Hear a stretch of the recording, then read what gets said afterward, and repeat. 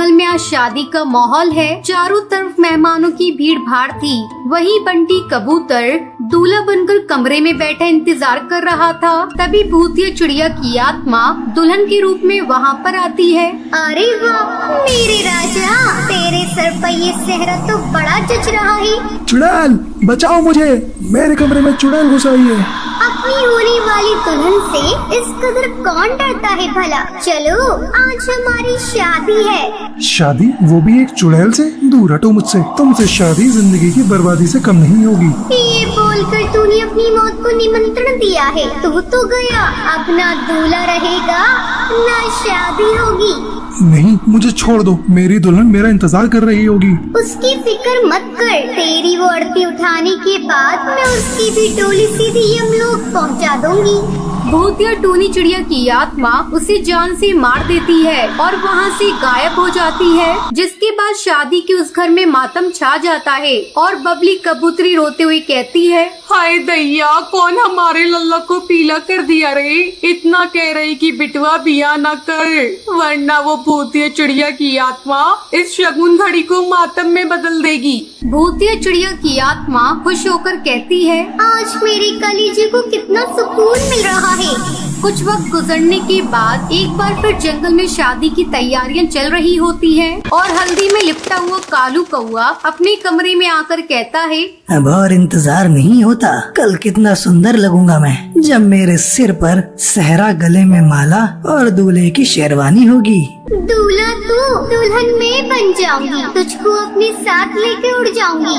भूतिया चिड़िया की आत्मा की आवाज जैसे ही कालू के कान में पड़ती है, वो चारों तरफ देखते हुए कहता है, कौन है यहाँ पे?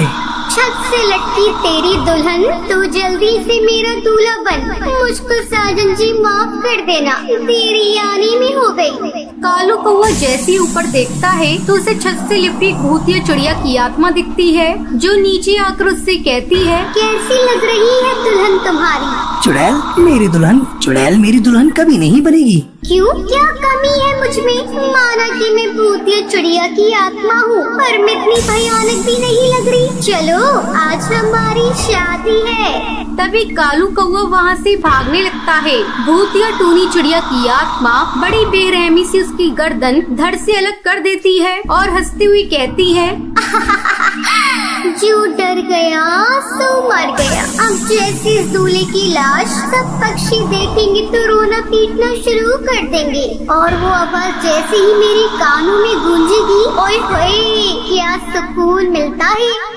ऐसे ही भूतिया टूनी चिड़िया की आत्मा हर कुंवारी पक्षी को मार रही थी। जंगल के पक्षियों में डर बैठ जाता है, जिससे छुटकारा पाने के लिए कड़कनाथ सेठ उनसे कहता है, जंगल वालों, उस भूतिया चिड़िया के कारनामे अब हम सभी से छिपे नहीं हैं, पर अब हमें सिर्फ पता ये लगाना है कि आखिर वो मौत का खेल क्यों खेल रही है।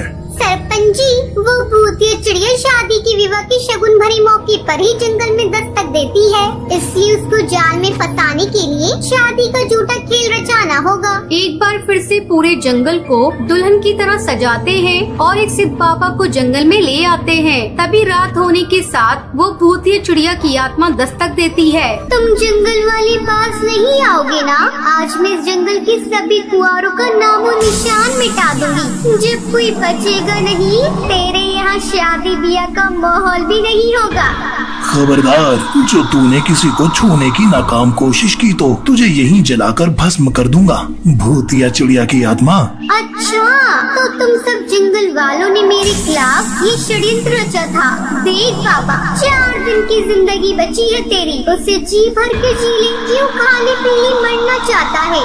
बता, क्यों तू शादियों में विघ्न डालकर दूल्हों को मौत की नींद सुला देती है, वरना मैं तेरा खेल खत्म कर दूंगा।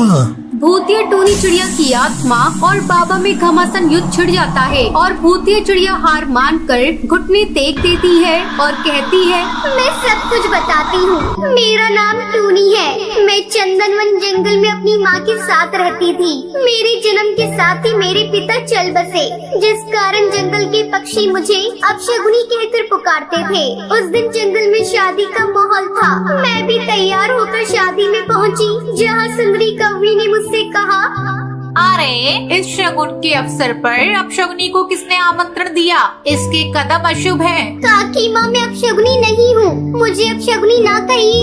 अरे जन्म लेते ही अपने बाप को खा गई। अपशगुनी है तू, अपशगुनी। तू चली जा यहाँ से। मैं रोती हुई वहाँ से चली गई। कुछ ही महीनों में मेरा रिश्ता एक अच्छे घर में तय हो गया। शादी वाले दिन घर में तैयारियां शुरू हो गई और शाम होने के साथ में आंखों में शादी के सपने सजाए बैठी थी। तभी 4 कंधों पर मेरे होने वाले दूल्हे की अर्थी आकर रुकती है और दूल्हे की माँ हरी काकी ने मुझसे कहा, अरे डायन, तू सच में अपशगुनी है। मेरे बेटे को खा गई, बेड़ा गर्क हो तेरा। तू सच में अपशगुनी है, जा जाकर मर जा कलंकनी। सब जंगल वालों ने मुझे अपशगुनी होने का ताना दिया। वो अपशगुनी शब्द का बोझ लेकर मैंने आत्महत्या कर ली। जिस तरह मेरा दूल्हा शादी की घड़ी मारा गया, आज के बाद कोई भी विवाह का सुख नहीं देखेगा। मुझे खुशी नहीं मिली तो किसी को भी नहीं मिलेगी। होता वही है जो नियति में लिखा होता है। उसकी मौत ऊपर वाले की होनी थी, उसमें तुम्हारा दोष नहीं था। जाओ टूनी, तुम्हारा प्यार तुम्हारी राह देख रहा होगा। भूतिया टूनी चिड़िया की आत्मा अपने मरे पति को याद करके वहाँ से चली जाती है और उस जंगल के सभी पक्षी अब खुशी खुशी रहने लगते हैं।